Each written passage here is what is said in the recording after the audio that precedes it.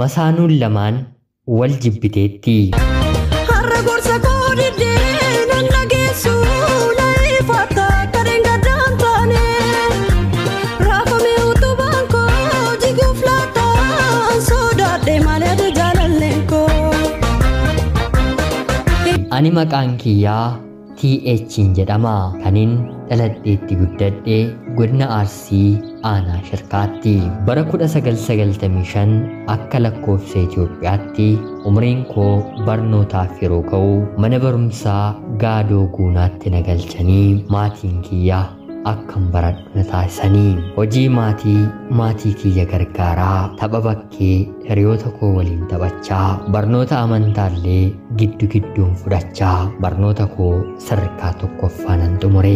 Qaamaan hojjaan kiyya guddachaa yaadaan qalbiin kiyya guddachaa barnoota koo sadarkaa lammaffaan jalqabe. Yeroo kanatti hiriyoota kiyya waliin kan nuti taphannu guutummaa guutuutti waa'ee jaalalaa eegaluudha. Abaluu jaallatee abaluun immoo abaluu jaallattee abaluun immoo abaluu jaallatee didee jennaan abaluuf yeroo isheen ishii jettu walitti bu'anii fi kan kana fakkaatan tapha hiriyootaa mana barumsaa sadarkaa lammaffaati. Maarree gaanaafis carraan kun nageesseetti. Barattuu mana barumsaa keenya keessaa iji kiyya irra bu'ee maqaadhaan RM jedhamti. Jechaan dubbachuuf otoo hin taane baay'ee bareedduudha. Dhiirri argee ishee hin hawwine hin jiru. Gaafan guyyaa duraa obboleessa abbaa koo akka hiriyaa kootti waliin hin taphadhu fuudheellee ijoollee qabutti yeroon argisiisu ija koo keessaa siif haa baasu kan kee taate malee anumtuu otoon ishee dabaladhee baay'ee natti tolti jedhee natti qoose. Rogdi ishee roga 8 taa'umsi ishee bal'oo ijaan kan baay'ee namatti toltu. Akkan jaalladhe gaafachuuf akkatti gaafatanillee seeraan waan hin beekneef hiriyoota kiyyatti abaluun jaalladhee haala kamiin gaafatachuu hin danda'a jechuun yeroon isaan hin gaafadhu siif tole siin hin jettu abaluun gaafatee jennaan iyyuu ni diddee jedhanii irraa na dhorku. Kan abaluun didde anaan na diduu isheetti abjuutti argitanii moo irraa nan dhorkiinaa maaliif irraa nan dhorkitu jedheen deemeen gaaffii jaalalaa koo afaan jabaadheen afaanuma kiyyaan RM hin gaafadhe. RMs ergan ishee gaafadhee booda lakkis tole sotonaaf hin jedheen baatiiwwan natti lakkoofsiste. Haa ta'uutii garuu haallin itti gaafadhee gara jabummaa kiyyaa waan baay'ee dinqisiifatteef tole jettee hiriyaa jaalalaa kiyya taate. Baay'ees walitti dhiyaanne. Yeroo gabaabaa keessatti jaalalleewwan waggaa 8 ol waliin jiraate fakkaanne. Erga kanaa mucaa bareedduu kana of jala hin dabarsu jedheen baruma kana abbaan kiyyaa jaarsa akkanaaf erguun gaafadhe.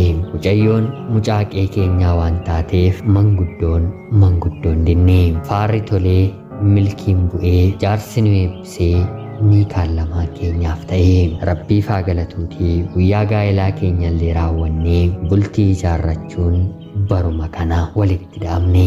Erga kanaa booddees haadha manaa fi abbaa manaa taanee barnoota keenya addaan kunnee mana tokko keessaa waliin jiraachuu eegalle. Rabbiif galanni haa ta'uutii daa'ima tokkollee arganne. Har'a gorsa koo diddee nan dhageessu na ifaata kareen gaddaan taane raafamee utubaan koo jiguuf laata sodaadhee malee jaalalleen koo. Hanga dhumaatti harka maatiin ilaalaniitii hanga daa'imni keenya jabaatutti haadha manaa kootiin Saawudii deemeen waggaa 2 dalagaa jedheen ishee gaafadha. Lakki anatu deema malee akka milmoo dhiiraa haati manaa biyya hambaatti ergatti jechuun na diduuf yaalte. Anis deebiseefiin mucaa akkana bareedduu biyya hambaatti ergeen as taa'ee gadduu fi qorraa daa'ima nuuf guddisii waggaa 2 dalageen deebi'aa jedheen ishee kadhadhe. Haa ta'uutii garuu anaaf tole jechuu hin dandeenye. Booddee yeroo naaf gamu hiriyoonni ishee akka amansiisan taasiseen galaana qaxxaamureen Saawud Arabiyaa seene. Jaalalli akka yeroo wal bira jiraniin ta'u kan jaallatuufis kan jaallatamuufis fageenyi diinadha. Erga ani gara biyya hambaatti malee anaa fi haadha manaa koo gidduu rakkoowwan garaagaraa uumamuu jalqabanii. Akka biyyatti waliif taanii waliif gallu erga nala bahee homaa afaan keenyi tokko ta'uu didee. Yoon ani kana jedhe isheen sana jetti, yoon ani sana jedhe immoo deebistee isa kan kee jetti. Kana gidduutti walitti bu'iinsi irra deddeebiidhaan yeroo hedduu ni uumama. Yeroo nuuf kamus walitti buunee haasoo walii dhaabne. Erga kanaatii yeroon hojii koollee xumuramee waggaa 2 yeroon fixu gara biyyaatti deebi'a. Gara biyyaatti deebi'een illee haadha manaa koo waliin walitti hin araaramne. Yeroo kana gidduutti jireenya dhaatii otoo isheen daa'ima kiyya guddisaa jirtu dubartii gara biraa waliin waliin bara. Maqaan ishees Eejee jedhamti.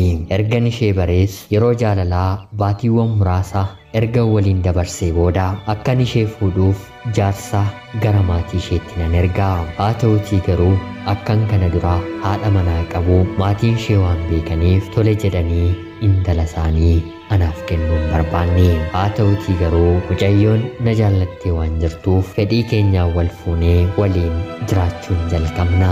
Turtii booddee anatti maatiin araaramuu didanis mucaa isaaniitti garuu araaramanii mana warra ishee torbanittis torbee lamattis deemti. Kana gidduutti edaa anatu hin beeku malee duubaan paaspoortii baasanii fi gara biyya ambaatti erguuf ishee haasofsiisaa jiru. Utuu na waliin jirtus viizaan ishee dhufee nan deema jechuu ishee malee yeroo kam akka piroosii jalqabdes hin beeku. Fedhii koo malee gara Dubaayitti malte. Erga kanaa booddee namoonni naannoo keenyaa isheen si dhiistee deemteetti, haati manaa kee dura ammayyuu si eegaa waan jirtuuf walitti deebi'aa jechuun na kadhatu. Dubbiin anaaf ishee gidduutti afaaniin furamuu dadhabee manguddoodhaan furamee haadha manaa koo duraa waliin walitti araarame. Jireenya koo duraattis walii galeen jiraachuu jalqabe.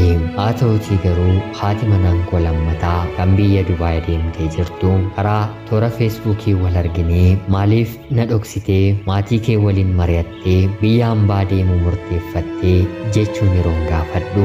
Inumaa maatiin koo ilaalcha maalii akkasiif qaban ni beektaa, anarrallee borillee sin jaalladhaa, adaraa kee narraa adda boo hin murteessinii jechuun na gaafatti.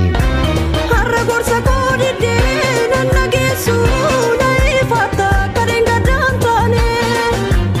Raafamee utubaan koo jiguuf laata sodaadhee maaliif jaalalleen koo. An afaan kiyyaan haadha manaa kootti araaramuutti mubaadhus namoota biraarraa garuu dhageesseetti. Erga dhageessees calli jettee hin teenye. Haadha manaa koo ishee duraatiin bilbiltee guyyaa guyyaatti arrabsiti. Dubara kee kana narraa qabadhu, maaloo ani arraba ishee dadhabeeraa jechuun haati manaan kiyyallee yeroo hundaa na kadhatti. Ishee biyya Dubaay jirtuun dhiisii maaliif arrabsitaa jedheen yeroon isheen kadhadhu duramaaf si loltee sirraa adda baatee amma maaliif sitti araaramtee jireenya kiyya bareeduu jibbiteeti malee moo anarra ishee caalsifatta jechuun gaaffiin na rakkisti. Yeroo ammaa kanatti haadha manaa koo ishee jalqabaa waliin nagaa fi gammachuu gaariin qaba. Haadha manaa koo ishee lammataatti araarameen nageenya kiyya booressuun barbaadu. Akka balleessaatti kan inni irratti fudhee isa isheen na dhokattee deemuu ishee qofa natti himtedha. Haa ta'uutii garuu ammallee baay'ee na jaallatti. Anarraatii akka adda ba'uun barbaanne illee natti himti. Tokkoo isaanii waliin ta'uun anaaf dirqama. Ishee duraa dhiisuudhaaf jireenyi nama jiraachaa jiru baay'ee natti toleera. Ishee lammataa dhiisuuf immoo baay'ee na jaallatti. Gonkumaallee anarraa adda ba'uun barbaaddu. Lamaan isaanii fuudheen waliin jiraachuuf immoo qaala'insi jireenyaa bara kanaa nama hin dandeessisu. Rakkoon takkaa uumameeraatii meeriyoonni koo seenaa kiyya dhageessan yaada keessan naaf qooda. Ana obboleessa keessan TH bakkan jirurraa ulfaadhaa nagaatti galatoomaa. Har'a gorsa koo diddee nan dhageessu na ifaata kadeen gaddaan taane. Raafamee utubaan koo jiguuf laata sodaadhee maaliif jaalalleen koo. Yooyaa shamaa akkam jirtu kabajamtootaa hordoftoota qophii Oromiyaa 24 egaaf jaalalli tokkummaan bakka jirtan hundaatti hunda keessaniif yaa ta'u jecha guyyaa har'aallee xalayaa obboleessi keenyi TH bakka jirurraa nuuf erge isiniif dubbiseen hin ka'a. Akka isin irraa barattanii hubannoo cimaa irraa argattan homaa shakkii tokko illee hin qabu. Obboleessa keenya ergaa kee kana nuuf qooduu keetiif guddaa galatoomi jecha kabajamtootaaf hordoftoonni qophii Oromiyaa 24 maal gochuu akka qabu eenyu waliin akka ba'u yaada keessan komentii jalatti akka qooddanii fi kabajaan isiniin gaafadha. Hagayoonaatti na dhaggeeffachaa kan turtaniitiif illee guddaa galatoomaa jecha laayikii fi sheer gochuun illee akka na deeggartan kabajaan isiniin gaafadha. Akkanumallee namoonni chaanalii keenyaaf haaraa taatan anaa dhufu kun Oromiyaa 24 guyyaa guyyaatiin xalayaa jaalalaa fi seenaa jireenyaa nama barsiisuu bashannansiisuu danda'u isiniif qabatti waan dhiyaattuuf isinillee sabskiraayib gochuun maatii keenya erga taatanii booda xalayaa jaalalaa yookiin seenaa jireenyaa nama barsiisuu bashannansiisuu danda'u qabaattan karaa teelegiraamii karaa lakkoofsa bilbilaa kiyyaa duwwaa 937 naaf erguun irratti hirmaachuu ni dandeessu. Qopheessuuf qindeessuun isin waliin kanan ture ani gammachiista shoomeeti. Qophii gara biraatiin guyyaa boreen walitti deebinutti bakka jirtan maraan turtii gaarii isiniif hawwaa horaa bulaa. Har'a gorsa koo diddee nan dhageessu na ifaata kadeen gaddaan taane raafame utubaan koo jiguuf laata.